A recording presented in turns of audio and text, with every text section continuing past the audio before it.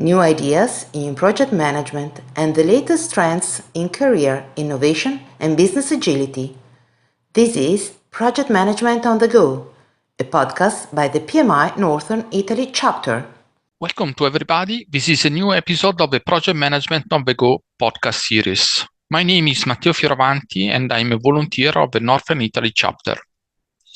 If you have worked on a team or a project where toxic, disrespectful behavior is normal, you have likely witnessed workplace bullying. Work isn't meant to feel like a war zone, but that's what it feels like if you're working with a bully. The good news is that the world has woken up to the negative impacts of bullying at work, and there are many steps that you can take to effectively deal with this behavior. Today, we are meeting Paul Pelletier. He has a great experience as a corporate lawyer, author of the book The Workplace Bullying Handbook. He is also a project management professional and business executive. We are pleased to meet him, and I kindly ask him to provide us with a brief introduction of himself. Welcome, Paul.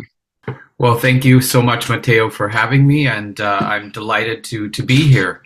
I don't think there's much I can add to that very kind introduction. I'm just someone who cares passionately about workplace culture and project team culture, and I have seen more than my share of cultures that aren't very productive, that make high-performance teams very difficult.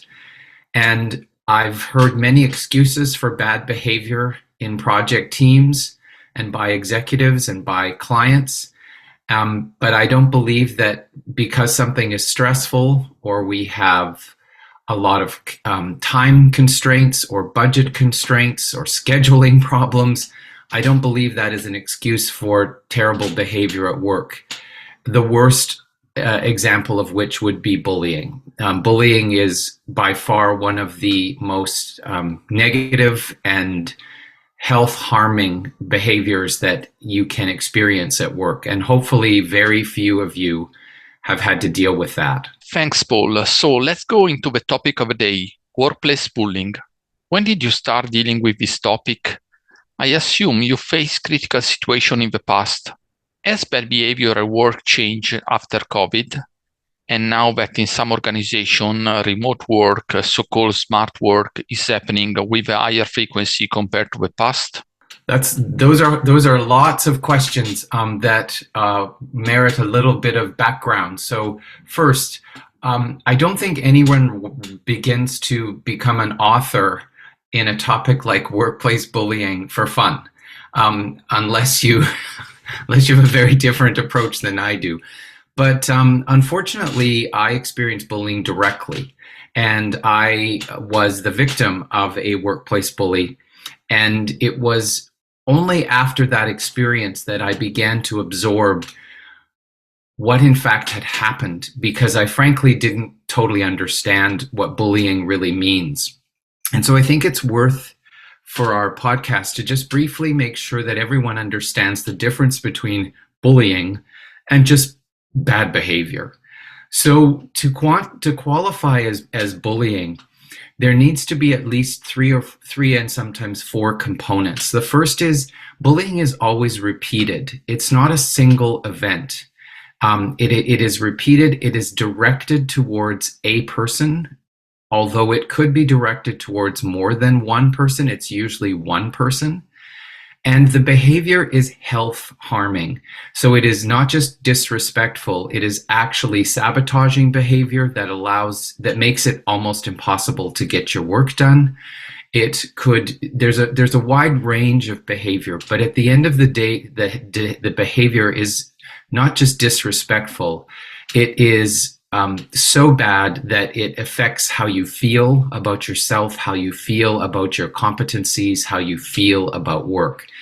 And we've all dealt with badly behaved people, but this takes it to a new level where it becomes toxic behavior.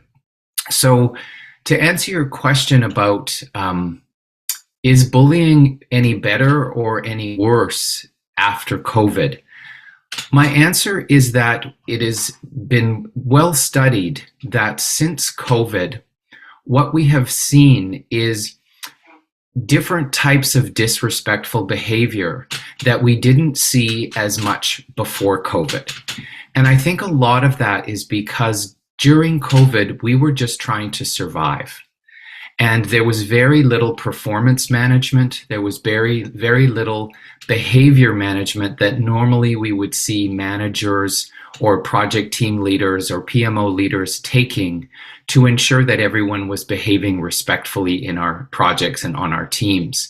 So during COVID, and because people weren't interacting one-on-one, we saw an increase in disrespectful behavior.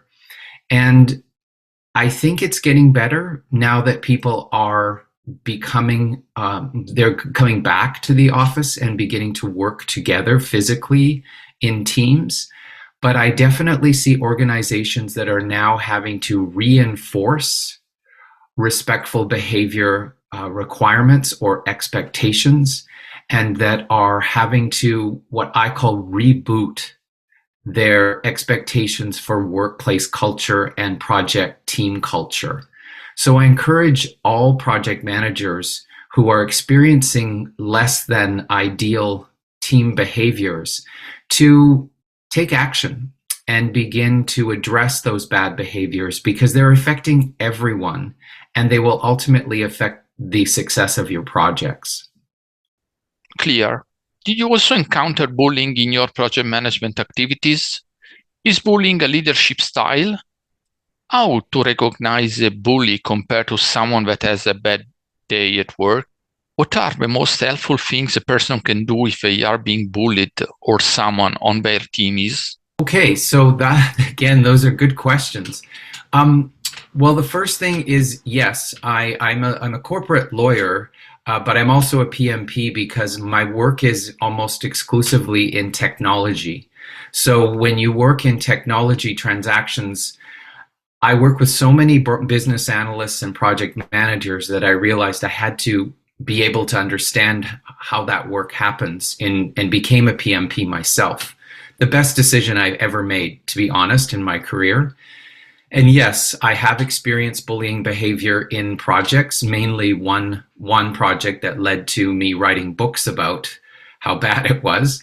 I think the difference that we have to pay attention to with bullying is that bullying usually begins quite softly, I will say.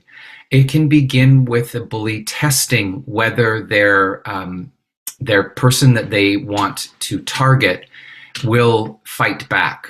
So usually bullying starts with things like eye rolling or ignoring someone or interrupting someone or not including someone in important emails, or just being generally impatient, intolerant, these kinds of things. But it usually escalates. And then it becomes quite apparent that the person that they are targeting is being treated quite differently from other people. And that's when the bells should start to begin to ring. When you notice a pattern that is repeating, that is directed to one person, and that other people are not receiving the same bad treatment, that is a signal that there could be bullying going on. And if there's one thing I want to reinforce is that if anyone listening to this podcast is feeling potentially like they might be experiencing bullying, or they're seeing bullying taking place on a project or in a team, please don't hesitate to reach out to me. One of my passions, or one of my commitments to the world when I wrote these books, was to make sure that no one went through what I did without any support or any guidebooks or any help. And you don't need to do that anymore. There's lots of resources and there's lots of people who can assist people to deal with bullying. So these are the things that I would want people to be mindful of as a sort of escalating, directed to one person, harmful treatment could be a flag for bullying. Thanks, Paul. Many organizations are taking care to improve the culture with diversity and inclusion programs. Is this helping? Are there results in the short, medium, or long term? What do you suggest? That is a fantastic segue. So I should give people a bit of background. For 5 years, I was the chair of diversity, equity, inclusion for the Attorney General of British Columbia, where I worked. And I will say that the impact of this kind of programming can be phenomenally impactful, very profoundly positive. Because what diversity and inclusion tends to focus on is creating a workplace culture where we all feel like we belong, where we can all be ourselves, where we can all express our ideas without any fear or judgment, where people aren't just tolerant of each other, but they are embracing of each other's uniqueness and talents. And so in project management, you can imagine how helpful it is if everyone on the team, no matter how long they've been there, what kind of skill set they have, what their educational background is, what their title or their role might be, you can imagine that if everyone is focused on treating each other with kindness and compassion and acceptance and support, that you will have a big advantage in terms of the likelihood of success, because people will perform at a high level because they care about each other. And so diversity and inclusion programs really try to focus people on investing in relationships, investing in getting to know one another, investing in becoming more aware of our biases, conscious and unconscious, and becoming better at preventing ourselves from allowing our biases to color the way that we see the world or the way that we see people that are different than us. And I find the main experience I can bring to this is the workplace culture where I worked. Within a couple of years of the establishment of a very active diversity, equity, and inclusion programming, significantly altered for the positive. So the best examples I can give is that we noticed that when the program began, we didn't have very good representation on a diversity perspective in our leadership teams. And so that isn't a positive. But within 2 years of launching the program, we improved the diversity of leadership teams significantly. And just that alone began to create an environment where more people who were more diverse created more interesting approaches to problem solving, more interesting approaches to leadership, to awareness of our uniqueness, and making people feel more like they can belong. Because you want to see leaders that look like you, that are prepared to reinforce respectful behavior as a core value and reinforce the benefits of diversity and inclusion as a core value. And so my work now focuses a great deal in this area. And I would say that if there's one lesson for all project teams, it's that investing in relationships, getting to know your colleagues, beginning to understand how they think, how they problem solve, what unique background do they bring to your project, what unique talent, what unique life experience, what unique work experience they might bring could change the path of success for your projects and your project team. And there's nothing more important than that as far as how do you gain an advantage to bring your projects to success. Well, my answer is focus on building great, open, kind, compassionate, generous relationships with each other. And I guarantee that you're going to get a better result and you're going to enjoy your work more and getting to know your team better. Thank you, Paul. Clear. So now we are turning to our project management profession. And how can we deal with bullying in our project?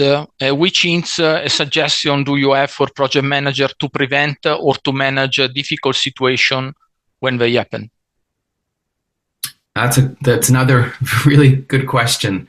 So first, I think that the very first thing that I recommend project teams do, and I'm always surprised how few do it, is create a project. We always create project plans, but we don't include a workplace respect policy for our project teams.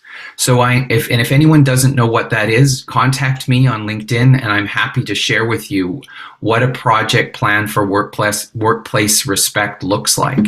So set some boundaries and some behavioral expectations for all your team members. So they can be as simple as group norms for when you're meeting together.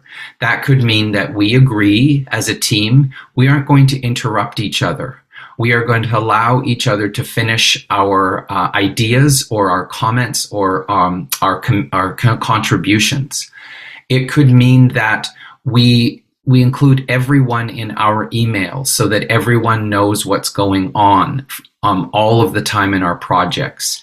We could ensure that when we are brainstorming, we are giving people who might be shy or who might be new a specific chance to contribute to brainstorming, because we want everyone to feel like their ideas matter, their contributions matter. So if we set up behavioral norms, it also allows us to directly address bad behavior when it happens. Because I don't want us to be naive. Project management is really stressful. And we often have very tight deadlines and very difficult clients and tight budgets, and we don't have control over many of our resources. So it makes it very difficult to manage people if they're behaving badly, because we're not their managers or their bosses. But if you create a project team charter that includes behavioral requirements, when someone behaves badly, you can directly deal with it in a very neutral way, which is referring back to your project charter that says, hey, we respect each other and we don't tolerate bad behavior. And it makes it really easy to sort of neutralize bad behavior when it happens. The other thing I want to be clear is bullying is not a single event. We are all allowed to have a bad day. We are all allowed to lose our normal cool and to say something or do something that we regret. But when that happens, it's important for all of us to be prepared to give someone a chance to apologize. Hopefully it's sincere, and give someone a chance to just explain that they were having a terrible day and that they know that their behavior wasn't acceptable. Again, having a project charter helps give people permission to apologize. So if you see repeated bad behavior, especially directed to one person on your project team, that is when a flag should go up. Although having a respectful policy is helpful, it may not be enough. So what you will want to start to do very quickly is document the behavior that is happening. And what I mean by that is just keep a clear track of when did someone behave badly, what happened, who was there, what was the issue. And when bad behavior does happen, it's just critical for everyone on the team, not just the team lead, not just the boss. Everyone should be able to say, hey, we don't do that here. We don't interrupt each other. We don't accept rudeness. We don't accept impatience. We need everyone to be kind and generous and supportive of each other. I can promise you that kind of group and witnesses coming to the defense of someone who's being treated badly is one of the most, if not the most effective way to deal with a bully. Bullies tend to back off when it's very clear to them that their attacks or their approach to try and neutralize somebody won't work or won't be accepted by the group.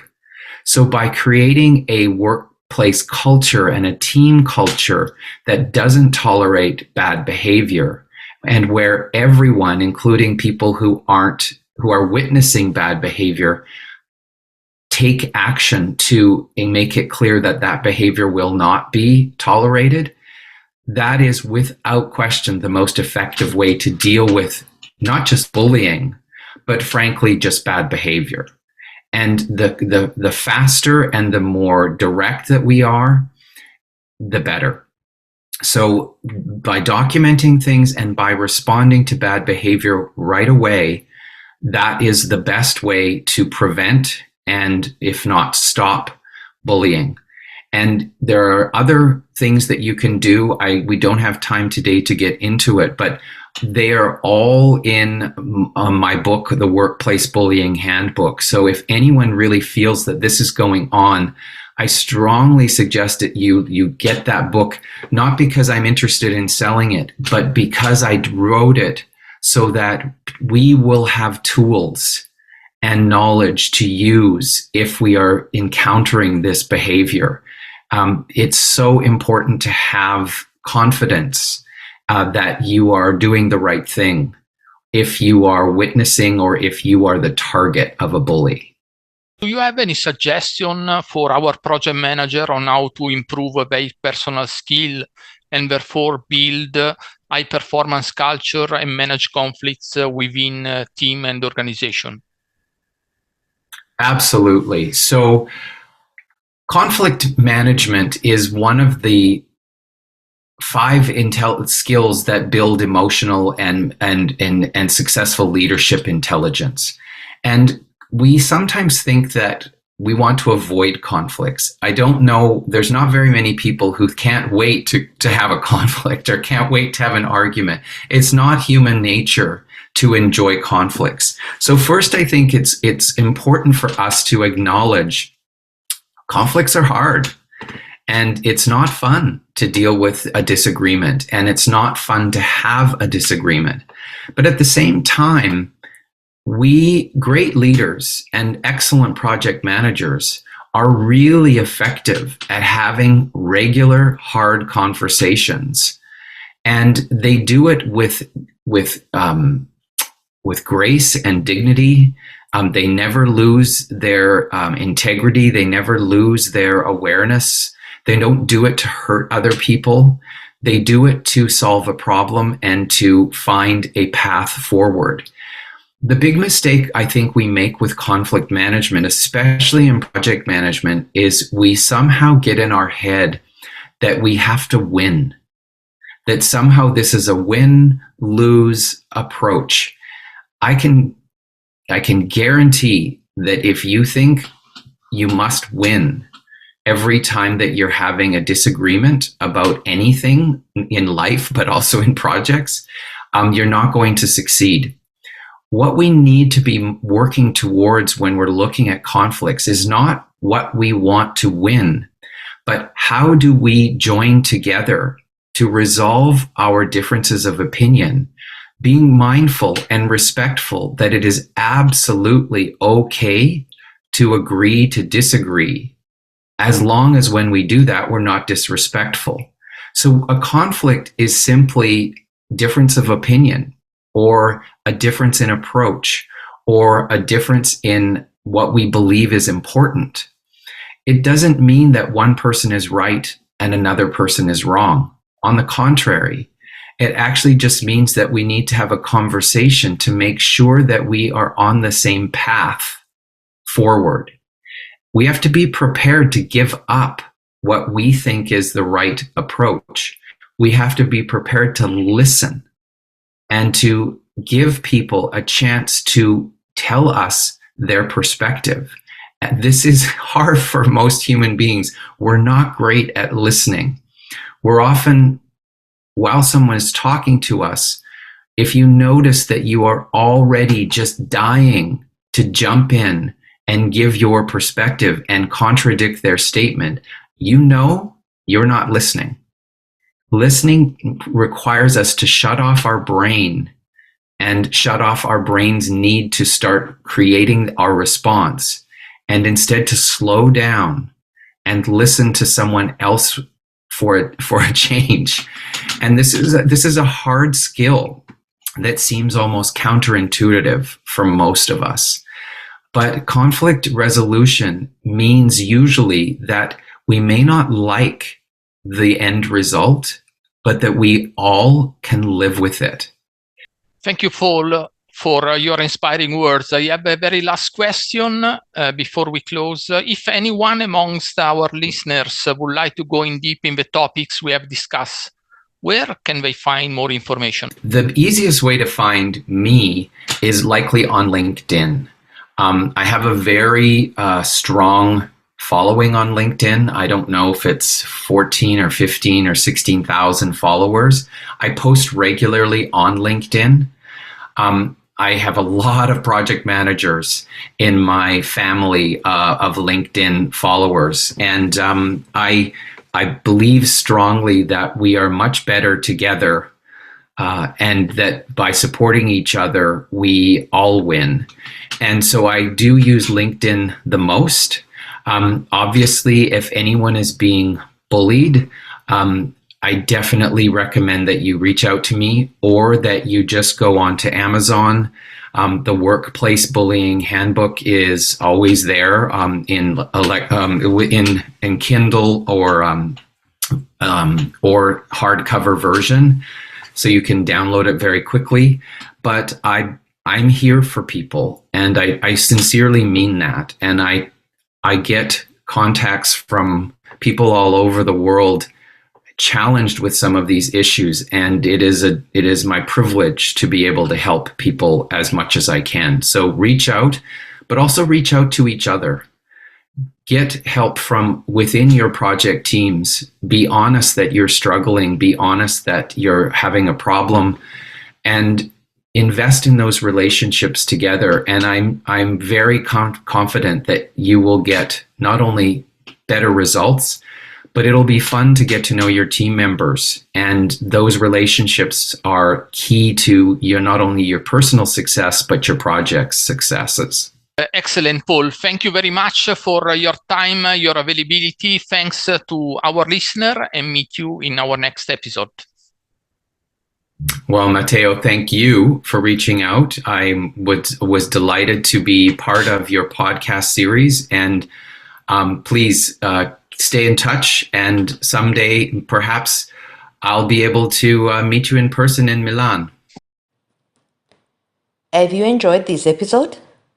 Then don't forget to activate the alerts or to follow us, so you will not miss the next ones. This PMI NIC podcast grants you 0.5 PDU.